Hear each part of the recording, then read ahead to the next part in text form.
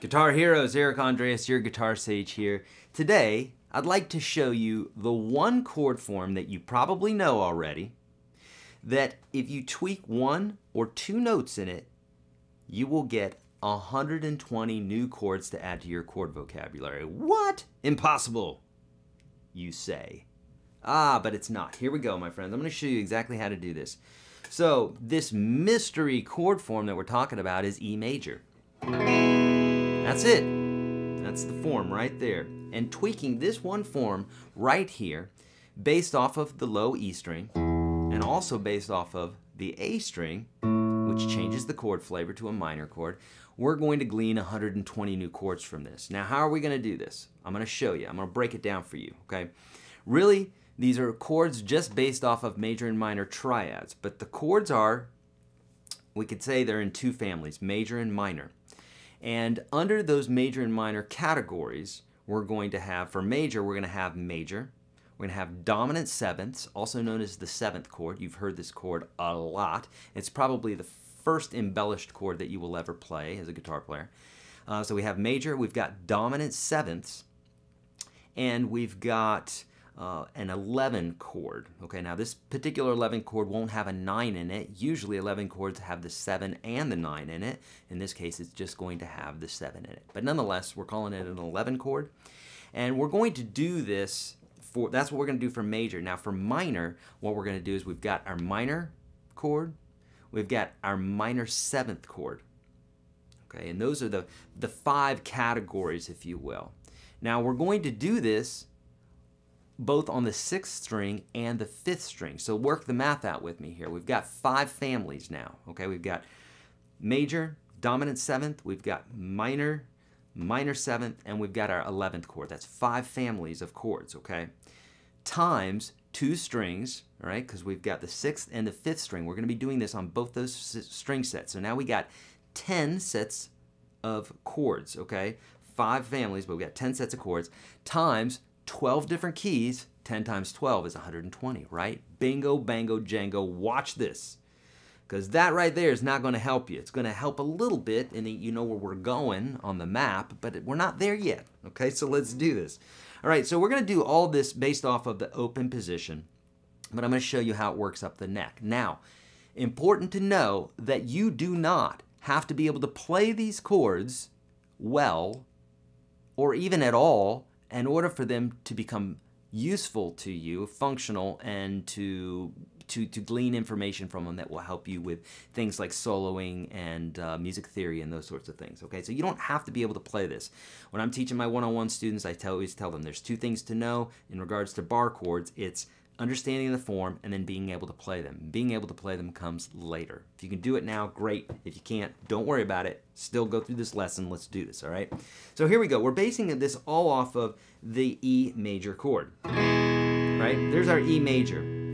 Now, for the first set here, we're just going to be doing the 6th string based off of the 6th string, okay? So we have our E major there, okay?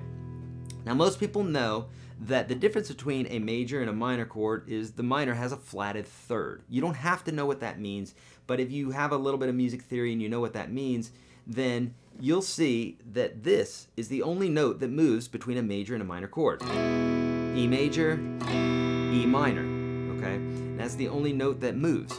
And that is our 3rd of the chord, making it major, making it minor. So we only need to move that one finger there to create all these new chords, okay? So, for instance, not all of them, but a lot of them. So here's our E major. Obviously, if we need to move it up the neck, we've got some open notes, so we need to re-finger this. I like to use 2, 3, and 4. And then we act as our first finger as the bar, which right now it's the nut. We don't need to do anything, but if we move it to the F, that's the sound that we're going to get now, okay? And then we would just move this up the fretboard. Now, we're not going to get into the calisthenics and the exercises and all the bits on how to play a bar chord, because if you need help with that, here on YouTube, type in Your Guitar Sage bar chords, and I'll help you with actually how to physically play these, okay? But in this case here, we've got our E, and it's going to move up the neck, and we've got our 12 all of our 12 different keys. Now, if we do the same thing with an E minor, here's an E major. If we do this with E minor, right? We're going to take these two fingers, free them up so that we got that bar. Now we've got our minor chords going up.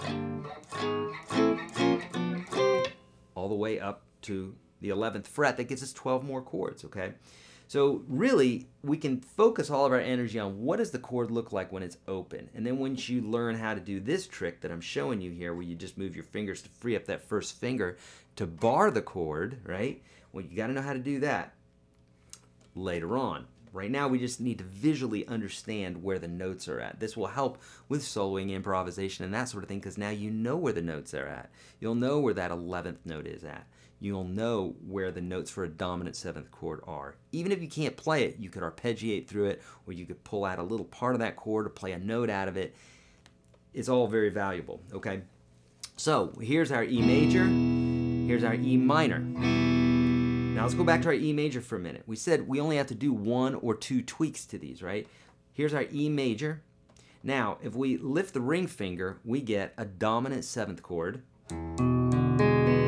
also known as a 7th chord, okay? Now, we're going to take fingers 1 and 2, we're going to change it up with fingers 2 and 3, bar the nut there, and now we can move that one up the fretboard and get 12 new chords again. Okay, this is a dominant 7th chord, also known as the 7th chord. You're going to use it a lot. The most embellished, or it's the chord that is first embellished, the one that you're going to use the most out of any chords other than major and minor. You're going to see 7th chords, okay? So that's how we would do that. Here's our E major. Here's our E7, or our 7th chord, or dominant 7th. Remember, don't worry about going up the neck yet. If you just understand this part of it, then later on when you're moving it up the neck, it's going to make more sense, okay? So we got our dominant 7th chord there. Now, let's go back to the minor chord. If we do the same thing and lose the same finger, the index finger, here's our minor chord. Now we're going to lift that ring finger. Now we have what's called a minor 7th chord. A minor 7th chord is a minor chord with a flatted 7th note added to it. Okay, that's this. That's that note right there. Here's minor, here's minor 7th. Has a different sound to it. Okay, and that again, if we free up that first finger, we can move that up and down the fretboard. Lastly, for the 6th string, if we take our E7 position, right? Remember we were here? The only thing we did is we lifted that ring finger, okay? Now, instead of just lifting the ring finger, let's take that ring finger and stick it right on the 2nd fret of the 3rd string. And now we got something that looks like this, okay? So you can keep your first finger down or not, but here's the E7. Let's do this. Right, here's our E7. We're going to take our ring finger and we're going to put it on the 2nd fret of the 3rd string. And now we can let our first finger up if we'd like. This is our 11th chord. Also known as a suspension because it's suspended. The note's suspended in the air, if you will, and then it wants to resolve. Okay? So most of the time, 11th chords have the 7 and the 9 in it. In this case, we're just keeping the 7 in there. We're not putting the 9 in there, okay? So that right there, if we change this up to the 3rd and 4th finger, that frees up our first finger that we can move that up the fretboard, 11 frets. Now we've got 12 new chords, right? And what that does is that creates, that's half of our 120 chords there. That's 60 chords there, all right? 5 chord forms times 12 different keys, that's 60 chords. Now let's go on to the 5th string forms, okay? Now remember I said it was one form. Watch this. Here's E major. I'm going to take E major and I'm going to drop it down one string. So all my fingers move uniformly, relatively, boom, down. And it creates an A minor chord. You've probably played that chord before. This is our form that we're going to tweak now to create 5 new forms times 12 is going to create another 60 chords for us. So let's take a look at it. So here's our A minor.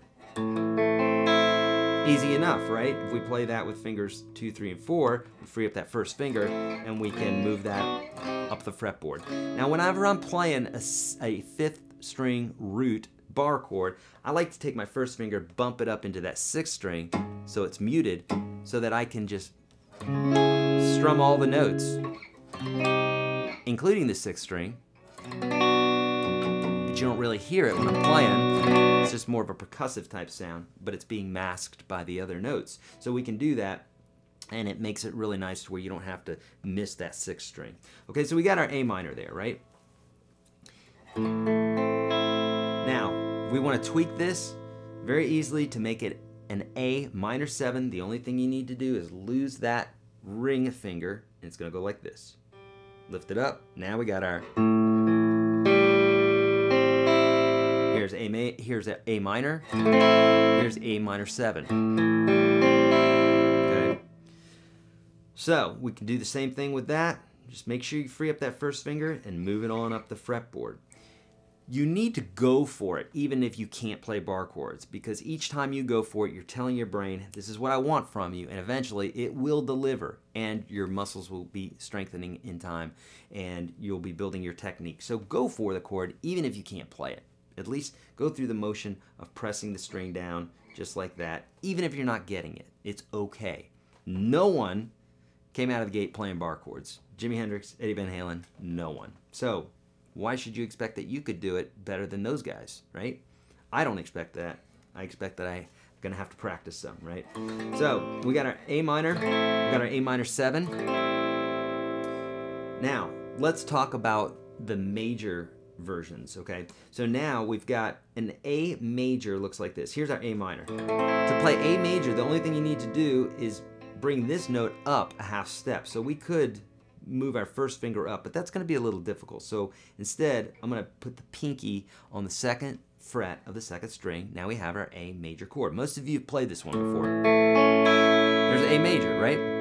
Now, again, we've got 11 new chords. Again, if you can't play it, it's okay. Watch my video here on YouTube, YourGuitarSage bar chords, because I'll show you how to hyperextend that finger so that you can play all these chords. Now sometimes you'll miss that note, sometimes I do.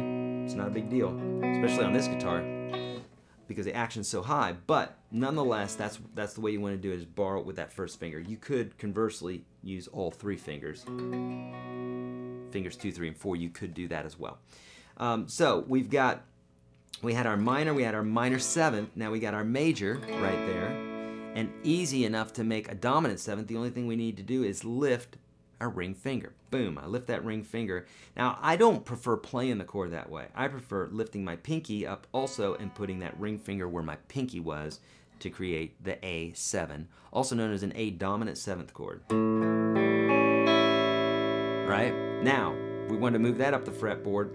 Let's free that first finger and 2nd finger up, and then we got this. Now we got some good reach here, and then we can move that up the fretboard. Okay, so on and so forth. Now, if you don't, you should know the names of the notes going up the fretboard on the 6th and 5th string at least. Okay, because we got these bar chords, we got to know about those. Get that information in the free course that I'm giving you in addition to this video. So in the description of this video, you're going to see a link. It says YourGuitarSage.com/30. The top 30 lessons I teach all my students here in Nashville. If you were to come visit me, it's the first 30 lessons I teach you. So save yourself a ton of money and a trip to Nashville. Click on that link and get that course for absolutely free. And I'm going to show you how to understand the fretboard in ways you've never thought of before, and it will help you to be able to identify these bar chords as you're going up the fretboard. Okay, so there's our dominant 7th chord, right? So we have our minor, we got our minor 7th, we have our major, we have our dominant 7th. And we said that one works up the fretboard as well. For our last family, we've got our last family of chords. We've got that 11th chord I was telling you about, also known as a suspended chord. Again, this one does not have the 9 in it, but it does have the flat 7. Okay, usually 11 chords have the 7 and the 9 in it, but in this case, it's not going to have that. We're just going to be putting the 7th in it, so it'll be basically a dominant 7th chord with an 11 in there. And it's really easy. Take the chord that we just played, the dominant 7th, And instead of putting your ring finger on the 2nd fret of the 2nd string, you're going to put your pinky on the 3rd fret of the 2nd string, and it's going to look like this. Okay, now if we wanted to play it as a bar, I'm going to free up. I like to free up these 2 fingers, okay, unless they're needed for the chord. So now I'm playing with my 3rd and 4th fingers, picking from the 5th string down, and that is my 11th chord, also known as a dominant 7th with an 11 in it, okay? So what we're going to do is we're going to move this up. So I'm going to bar the nut here and go up to the 1st fret, and so forth.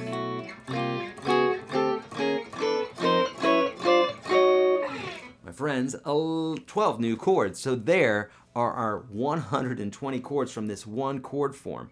Now, again, I know some of this stuff is going to be a little bit like hooking you up to a fire hose and saying drink, okay? But take this in stride. You know the E major chord. So some of these forms I know are going to look familiar for you, to you. They're part of what I call the 9 essential chords, that if you know these 9 chords, you can play millions of songs, basically. That's also included in that free course that I told you about that's in the description of this video. But know, at least know the open forms, okay, in the chords that are familiar for you, and then start working them up the neck as I prescribe in that bar chords video here on YouTube. Super important that you understand eventually how to fret and how to create your fingers, or how to move your fingers in such a way to be able to play these chords, okay? My friends, I want to help you play guitar. It's my passion. I love teaching people all around the world. I love doing Skype lessons. I love meeting with folks one-on-one, talking about guitar, all the rest. I'm here to help you. I have a ton of free stuff for you, and I want you to learn how to play guitar. So take advantage of that free course. I'm going to tell you about some other good things you can get from me. The free course, YourGuitarSage.com/30. By far, if you're going to download one free thing from me, download that, okay? Go to that link. It's by far going to help you. I don't care if you've been playing for decades. I have people getting there all the time say, that has helped me out so much to secure my core as a player, to build my foundation. So get that. Free ebooks at YourGuitarSage.com. You'll see that in the upper right-hand corner, along with a ton of other lessons. I'm also on Facebook and Twitter and Instagram and all those places where the kids hang out. We do a lot of stuff over there. For instance, at Facebook, we do a lot of live broadcasts. We're doing that at least once a week now. We give away so much stuff, it's not even funny. Thousands of dollars worth of great stuff every single month. YourGuitarSage.com/live, where I answer your questions one-on-one, as well as on Facebook. And I give away all sorts of great stuff. Please, my friends, take advantage of all this great stuff I've got for you. I want to help you play. Leave your comments below if you have any questions about what I'm doing here, or questions about guitar in general, or if you just don't like my haircut. Please, that helps my views as well. So even my trolls help me. I love you, trolls. My friends, let me know how I can help in all things guitar. I'm here for you. As always, be kind to all beings. Don't trust the man. He's a big fat liar. But do practice your guitar. I'll see you in another video.